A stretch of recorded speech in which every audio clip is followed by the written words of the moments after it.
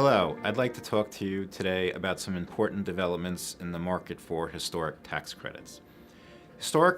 Tax credits generally are available for historic structures or buildings that were built before 1936. There has been a fairly efficient market for transferring these credits to buyers because most developers find that they don't have the ability to use these credits, which are a dollar for dollar reduction against tax, but they're subject to a lot of restrictions. Big companies generally have the ability to use these credits on a sort of unlimited basis, so they have a pretty voracious appetite for them.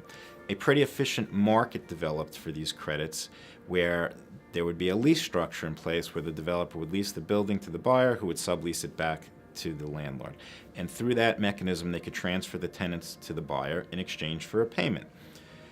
There was a case that came out about a year and a half, 2 years ago, which put a complete chill on this market, where they basically said that this lease structure lacked economic substance because of the fixed amounts that were being paid to the investor based on their equity invested and what you had to pay to get them out of the deal at the end of the deal.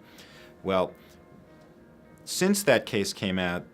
there's been a chill in the marketplace because people don't know how to structure these transactions in light of that case. The government recently came out and said they're going to issue some guidance very shortly on how to structure these transactions. They issued the first guidance notice in the summer and said it would be coming out shortly, and they've again said they hope to have something out by the end of the year, but they haven't had anything come out. But the hints they've dropped would suggest that you're going to have to imbue these structures with a lot more economics, paying a lot more money either through the preferred return to the investor or on an exit on a put or a call to get them out of the transaction, which is going to mean that these credits are going to be worth a lot less in the hands of the developer than they were previously on a monetized basis. If you'd like to hear some more about this, please feel free to give us a call and we can get into the specifics of historic tax credit transactions.